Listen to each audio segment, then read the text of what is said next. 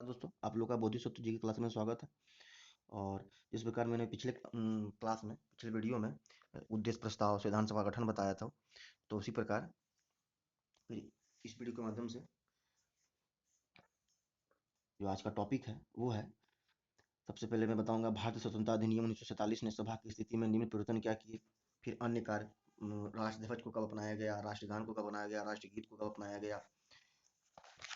फिर बड़ी समितियां के समितियां क्या थी, उनमें कौन सदस्य थे, छोटी समितियां कौन थी, उसमें क्या सदस्य थे, प्रारूप समिति में कौन सदस्य थे। तो सबसे पहले भारतीय स्वतंत्रता अधिनियम 1947 ने सभा की स्थिति में निम्न परिवर्तन क्या किए। तो सभा को पूरी तरह संप्रभु निकाय बनाया गया जो स्वेच्छा से कोई भी संविधान बना सकती थी। इस एक्ट ने सभा को ब्रिटिश संसद द्वारा भारत के संबंध में बनाए गए किसी भी कानून को समाप्त करने अथवा बदलने का अधिकार दे दिया। मतलब कोई भी कानून किसी भी कानून को समाप्त कर सकता है या कोई नया कानून अधिकार बनाने का अधिकार मिल गया। दूसरे नंबर पे मुस्लिम लीग के सदस्य पाकिस्तान में शामिल हो चुके क्षेत्र से संबंध भारतीय संविधान सभा से अलग हो गया। मतलब मुस्लिम लीग भारतीय संविधान सभा से अलग हो गया और इसकी वजह से 1946 में जो माउंटबेटन योजना के तहत सदस्यों की कुल संख्या 389 थी, 389 सीटों की बजाय जो हो गई वह कितना हो गई, 299, 299। और भारतीय प्रांतों को औपचारिक रूप से ब्रिटिश प्रांत की संख्या 296 से कितनी कर दी गई, 229। मतलब जब मुस्लिम लीग इससे अलग हो गया तो 389 सीट से 299 हो गया।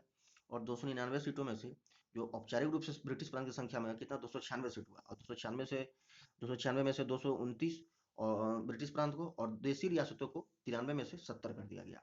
मतलब देशी रियासतों को ब्रिटिश प्रांत की संख्या में कितनी, ब्रिटिश प्रांत की संख्या सीटों की संख्या कितनी होगी, 229, और देशी रियासतों की संख्या 93 से 70 कर दी गई। आता है अन्य कार्य। तो इसमें मई 1949 में राष्ट्रमंडल में भारत की सदस्यता का सत्यापन किया गया। दूसरे नंबर पे 22 जुलाई 1947 को राष्ट्र ध्वज को अपनाया गया। कब अपनाया गया, 22 जुलाई 1947 को राष्ट्र ध्वज अपनाया गया। इसने 24 जनवरी 1950 को राष्ट्रगान को अपनाया। मतलब 22 जुलाई 1947 को राष्ट्र ध्वज, 24 जनवरी 1950 को राष्ट्रगान को अपनाया। इसने 24 जनवरी 1950 को राष्ट्रगीत को भी अपनाया। फिर इसने 24 जनवरी 1950 को डॉक्टर राजेंद्र प्रसाद को भारत के पहले राष्ट्रपति के रूप में चुना गया। क्या महत्वपूर्ण कार्य क्या हुए कि 1949 में राष्ट्रमंडल की सदस्यता का सत्यापन किया गया। 22 जुलाई 1947 को राष्ट्रीय ध्वज को अपनाया गया। 24 जनवरी 1950 को राष्ट्रीय गान को अपनाया गया। 24 जनवरी 1950 को फिर राष्ट्रगीत को अपनाया गया। फिर 24 जनवरी 1950 को डॉक्टर राजेंद्र प्रसाद भारत के पहले राष्ट्रपति के रूप में चुने गए। 2 साल 11 महीना और 18 दिनों में संविधान सभा की कुल 11 बैठकें हुई। कितना दिनों में, 2 साल 11 महीना और 18 दिनों में संविधान सभा की बैठक कितनी हुई, 11 बैठक हुई। संविधान निर्माताओं ने लगभग 60 देशों के संविधानों का अवलोकन किया। कितने देशों का, 60 देशों को। और इसके प्रारूप पर 114 दिन तक विचार किए। संविधान के निर्माण पर कुल 64 लाख रुपए का खर्च आया। कितने आया, 64 लाख रुपए का खर्च आया। और 24 जनवरी 1950 को संविधान सभा की अंतिम बैठक हुई। कब हुई, 24 जनवरी 1950 को संविधान सभा की अंतिम बैठक हुई। पता है संविधान सभा की कुछ समितियां, तो इसमें बड़ी समितियां में संघ शक्ति समिति के अध्यक्ष थे जवाहरलाल नेहरू। संघ संविधान समिति के अध्यक्ष थे नेहरू, ये भी नेहरू थे। प्रांतीय संविधान समिति के अध्यक्ष थे सरदार पटेल। प्रारूप समिति के अध्यक्ष थे, प्रारूप समिति के सदस्य थे अम्बेडकर। मौलिक अधिकार उप समिति के अध्यक्ष थे जेबी कृपलानी। अल्पसंख्यक उप समिति के अध्यक्ष थे एस सी मुखर्जी। प्रक्रिया नियम समिति के अध्यक्ष थे डॉक्टर राजेंद्र प्रसाद। संचालन समिति के अध्यक्ष थे डॉक्टर राजेंद्र प्रसाद। अतः संघ, जिसमें भी संघ रहेगा उसमें नेहरू। संघ शक्ति समिति नेहरू, संघ संविधान समिति नेहरू। प्रक्रिया नियम समिति राजेंद्र प्रसाद और संचालन समिति राजेंद्र प्रसाद। अल्पसंख्यक हो गया एस सी मुखर्जी, मौलिक अधिकार उप समिति हो गया जेबी कृपलानी, प्रारूप तो अम्बेडकर हो गए, और प्रांतीय संविधान समिति हो गया सरदार पटेल। अब छोटी समितियां में वित्त एवं कर्मचारी स्टाफ समिति में जो इसके अध्यक्ष हुए वो हुए डॉक्टर राजेंद्र प्रसाद। सदन समिति के अध्यक्ष हुए पी पट्टाभी सीतारमैया। कार्य संचालन समिति के हुए डॉक्टर के एम मुंशी। राष्ट्र ध्वज संबंधी तदर्थ समिति हुए डॉक्टर राजेंद्र प्रसाद। संविधान सभा के कार्यों के लिए समिति हुई जीवी मावलंकर। भाषाई प्रांत आयोग के अध्यक्ष हुए एस के डार। और प्रारूप संविधान की जांच के लिए विशेष समिति जो हुए उसके हुए कौन हुए, नेहरू। अब आता है प्रारूप समिति। तो इसका गठन 29 अगस्त 1947 को हुआ। प्रारूप समिति का जो गठन हुआ वो 29 अगस्त 1947 को होगा। और इसमें 7 सदस्य थे जिनके नाम इस प्रकार हैं। तो डॉक्टर बी आर अम्बेडकर अध्यक्ष थे इसके। फिर एन गोपाला स्वामी अयंगर थे। सैयद फिर अल्लादी कृष्णा स्वामी अय्यर थे, एन माधवा राव थे, फिर टीटी कृष्णचारी थे, सैयद मोहम्मद सादुल्ला थे और डॉक्टर के एम मुंशी थे। लेकिन एन माधवा राव जो थे वो बी एल मित्र की जगह लिए थे, क्योंकि स्वास्थ्य के कारण त्यागपत्र इन्होंने दे दिया था। कौन? बी एल मित्र पहले थे प्रारूप समिति के सदस्य, लेकिन स्वास्थ्य में खराबी के कारण इन्होंने त्यागपत्र दे दिया और इनके स्थान पर कौन आ गए? N Madhav Rao. B L Mitra के स्थान पर आ गए एन माधव राव। और फिर 1948 में डीपी खेतान की मृत्यु की जगह जो लिए टीटी कृष्णमाचारी। मतलब एक बीएल मित्र के स्थान पर आए एन माधव राव और डीपी खेतान के स्थान पर आए टीटी कृष्णामाचारी।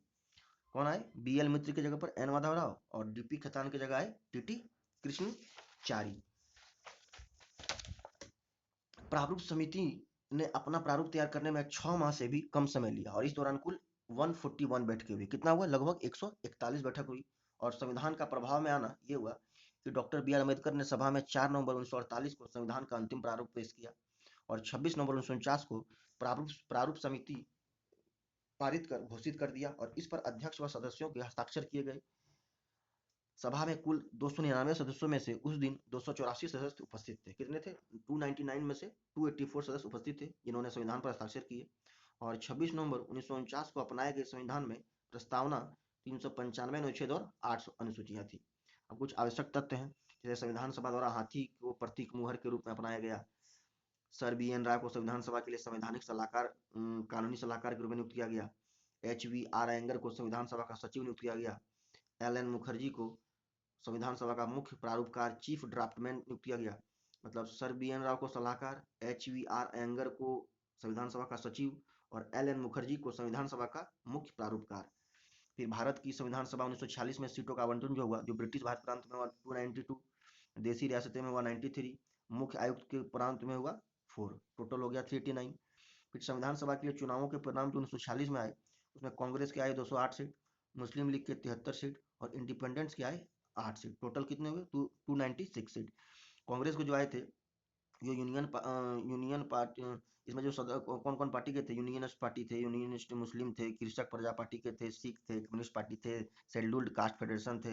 ये सब एक एक सीट लाए थे। इस समय 8 में जो सीट 8 सीट जो आया था, इसमें यूनियनिस्ट पार्टी लाया था, यूनियनिस्ट मुस्लिम पार्टी लाया था, कृषक प्रजा पार्टी लाए थे, कम्युनिस्ट पार्टी लाए थे, शेड्यूल्ड कास्ट फेडरेशन लाए थे, मुस्लिम लाए थे, सिख लाए थे, ये सब एक मिलाकर लाया था। और संविधान सभा के सत्र, तो पहला सत्र जो हुआ था 9 से 23 दिसंबर 1946 को हुआ था।